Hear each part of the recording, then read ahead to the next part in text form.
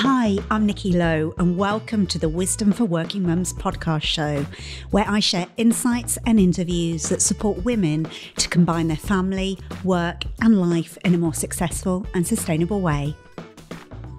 Welcome to this episode. I'm your host, Nikki Lowe, and in today's episode, I'm going to be diving into a topic that I'm really exploring in my own life at the moment. And it's a topic that I feel is really important for all of us, but particularly for us as working mothers, because we wear so many different hats, all the different professional hats, our parent hat, and all of the hats we wear in our personal life. And in that process, our identity can get splintered. We're pulled in so many different directions, in so many different groups that we want to belong to. But in the process, we can lose connection to the most important belonging, to ourselves. And that's the big topic that I'm exploring in my own life at the moment.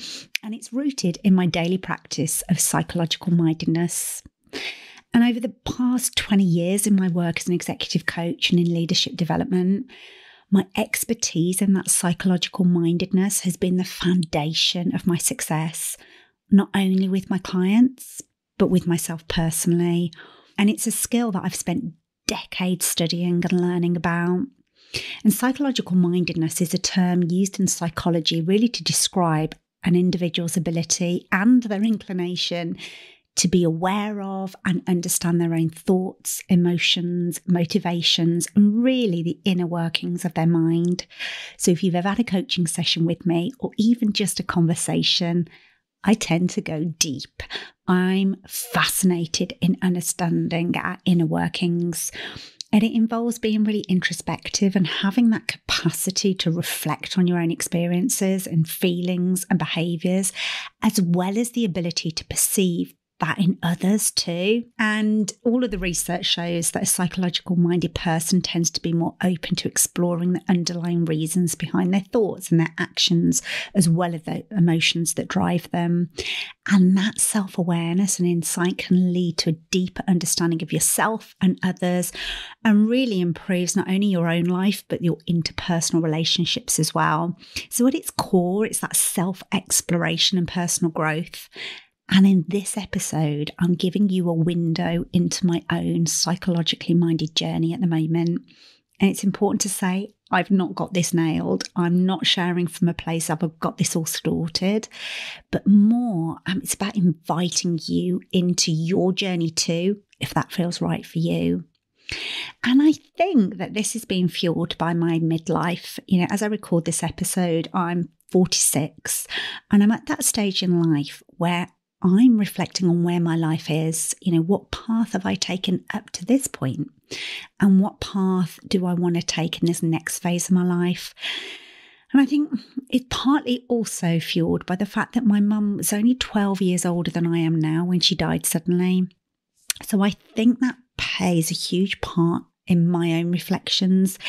If I only have 12 years left, and hopefully I have many more than that, but who knows? If I only have 12 years left, what do I want those 12 years to be like? Who is the person that I want to be? And how do I want to show up in the world? And maybe it's also fueled by being in that perimenopausal phase, that transition leading up to the menopause. As the brilliant Brené Brown says, and if you've not come across the work of Brené, please check it out. Brené Brown is a research professor, a storyteller, and she spent years studying courage and vulnerability and empathy and actually the magic of what we're going to be sharing today about belonging to yourself. Her insights have touched literally millions of hearts worldwide. And I love this quote from her. And she says, midlife is not a crisis.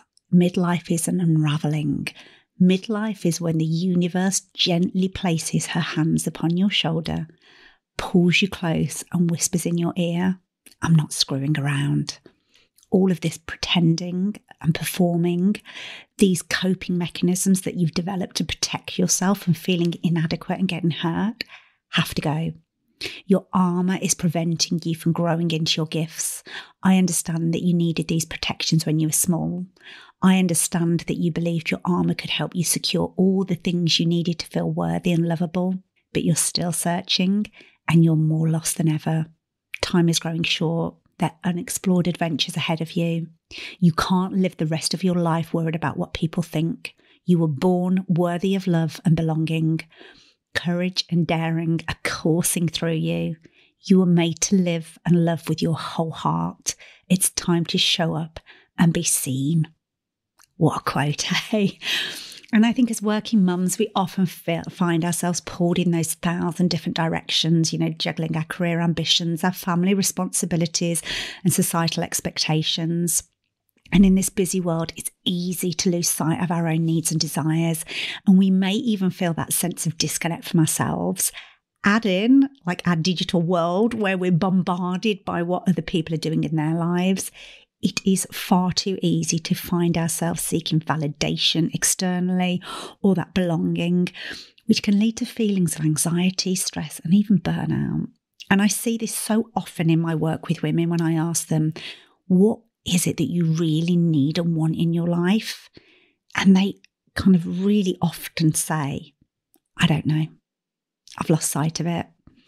And I think that's because we've spent so much time hustling for our belonging with other people and in other places. We've lost touch with ourselves. So what does it mean to belong to yourself first? Well, belonging to yourself is about really fully embracing who you are at your core. It's that inner connection that says, hey, this is me and I'm enough. No more pretending to be someone you're not or seeking approval from others. It's like finding that missing puzzle piece that just completes you. And as Brené Brown says, that true belonging requires us to believe in and belong to ourselves so fully that we can find sacredness in both being part of something, and that something is something that we consciously and purposefully choose, so a friendship or a relationship or a cause, so that we can find sacredness in both being part of something and in standing alone when necessary. And it's that alone piece that I think I'm exploring at the moment. In our culture, though, that has so much perfectionism and people-pleasing, that's really, really hard to do.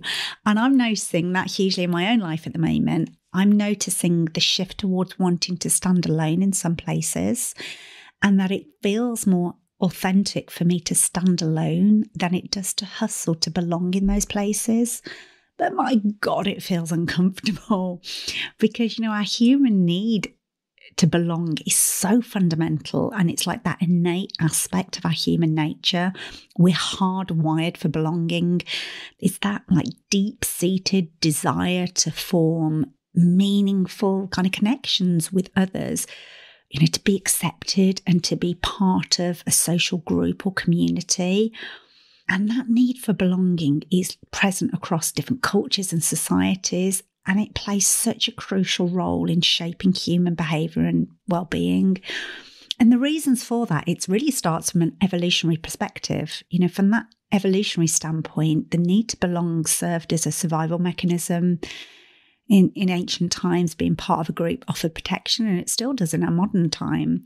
And it also gave access to resources, the increased chance of reproduction and passing on genes. So that's why it's hardwired biologically for us. But it also is about those social bonds and emotional support, because that belonging to social group fulfills our need for emotional support and companionship and understanding. And it kind of provides that sense of security and reduces loneliness and does kind of enhance our overall mental health. But it also gives us that sense of identity and self-esteem, because belonging to a group kind of and being valued and accepted by others really validates our worth and reinforces positive self-perceptions. So when we're hardwired to belong with others, no wonder the process and practice of belonging to ourselves first feels so hard. And I love what Brené says in that we can think of the opposite of belonging as fitting in. Because fitting in is about assessing a group of people and thinking, what do I need to say? What do I need to wear? How do I need to act? And changing who you are. We fit in because of how we've changed ourselves, and that's not belonging. You betray yourself for other people, And we know that that's not sustainable. True belonging never asks us to change who we are. It demands we be who we are. And that I just think is so powerful. And I see this all the time with working mums, whether we consciously know it or not. We seem to have to hustle to belong. We might want to belong to the group of school mums on the playground. But if we work full time, we often feel like we don't belong there. We want to belong at work, but as a working parent, it might not feel like we fully belong in our place of work. And we want to belong to our group of friends outside of work, but they might be going on a slightly different life path to us. And we feel that we need to conform to stay part of that group. And you can see how easy it is to lose our belonging along the way when we try and fit in. Whereas belonging to yourself is about that self-awareness. It's about honouring and acknowledging your own values and dreams and passions and preferences and kind of idiosyncrasies. It's about finding that deep connection with your inner self, understanding your strengths and your limitations, and embracing your uniqueness without guilt or comparison. And it sounds easy when I say it like that, but we know it's not. It's easier to hustle to fit in than it is to show up as our true selves and risk that uncertainty or that criticism or that rejection.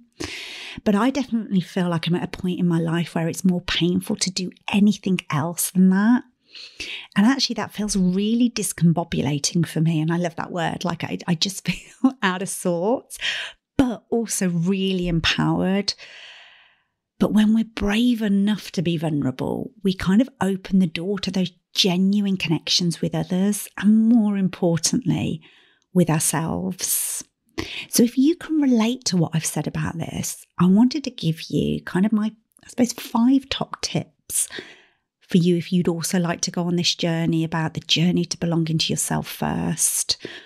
And the first tip actually is to nurture your nervous system. And that might seem just a weird thing for me to say, but actually the foundation piece for this work is feeling safe in our own bodies.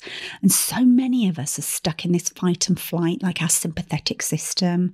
You know, that sympathetic nervous system is part of our autonomic nervous system, responsible for the body's fight or flight response to stress and also perceived threats.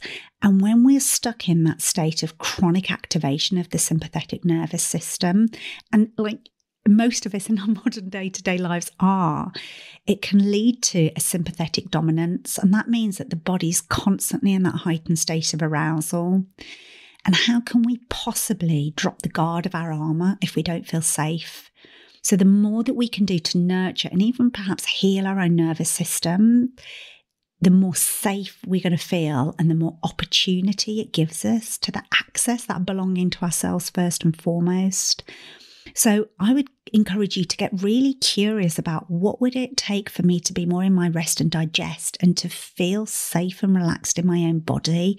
Because when we do that, we're more likely to be connected to ourselves authentically and give ourselves permission to show up more authentically. The second step is get to truly know yourself and like yourself.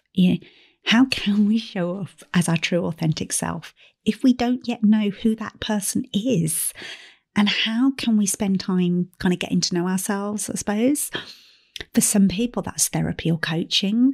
For others, it might be going for a quiet walk with no music or audiobooks or telephone calls, just being with yourself.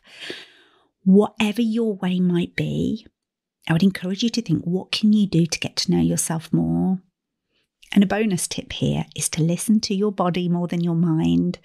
Our minds have kind of a way of telling us stories, and often those stories aren't true. You know, if you remember, our mind's primary focus is to keep it safe, and our minds might perceive fitting in as being more important than being authentic.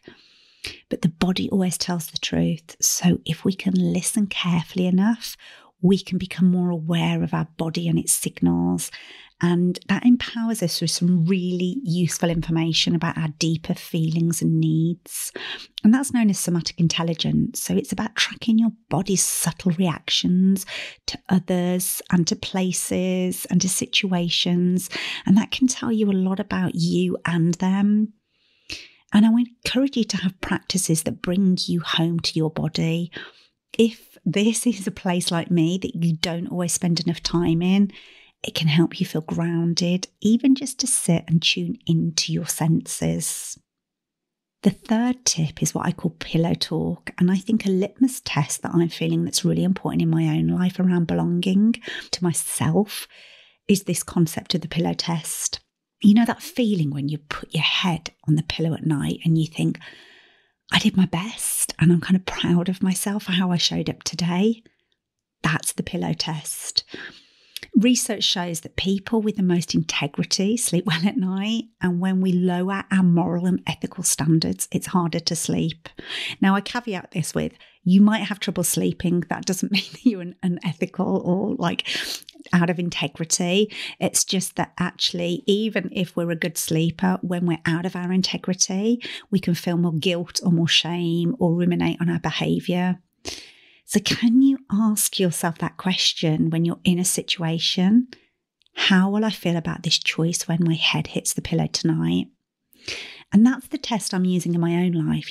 Even when it feels uncomfortable to belong to myself first rather than hustle for fitting in, if I can think about it in these terms, it really brings me back to what matters most.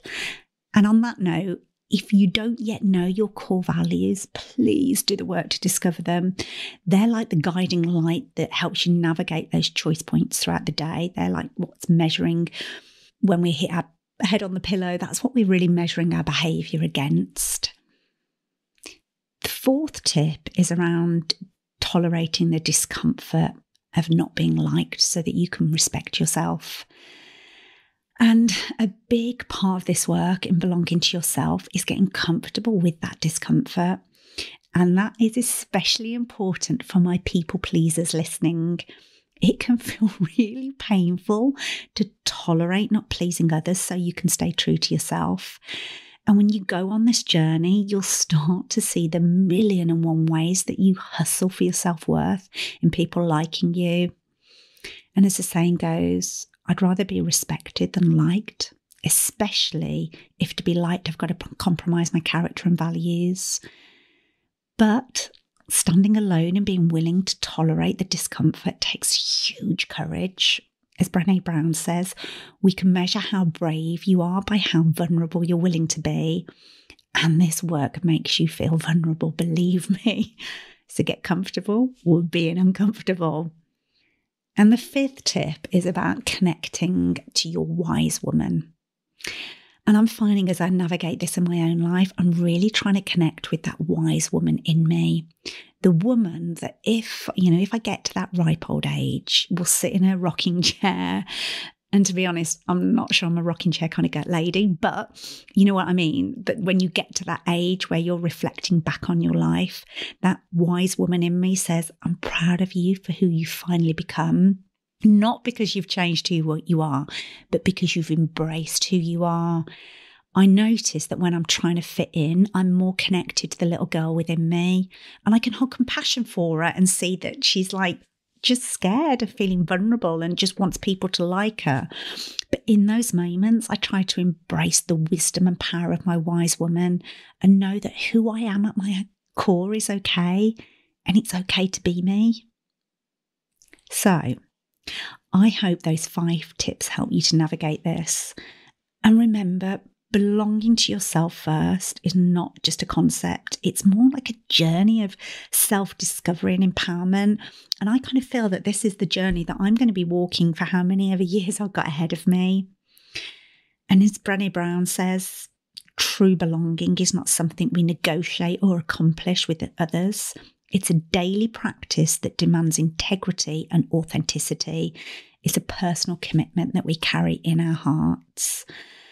And I hope this episode has inspired you to carry that in your heart, and that by embracing who we truly are, we can unlock our full potential and lead fulfilling lives, both at work and at home. And if you too are called to do this work, let's heed the call and step into the adventure that lies ahead with courage and daring and that renewed sense of self-worth. Because remember, you are worthy. You are unique and you belong to yourself. So go out there and shine your beautiful light for the world to see. And if you want any help and support along the way, drop me a message. This is the work I love to do with my clients. So until next time, take care. If you've enjoyed this episode of Wisdom for Working Mums, please share it on social media and with your friends and family. I'd love to connect with you too. So if you head over to wisdomforworkingmums.co.uk, you'll find a link on how to do this. And if you love the show and really want to support it, please go to iTunes, write a review and subscribe. You'll be helping another working mum find this resource too. Thanks so much for listening.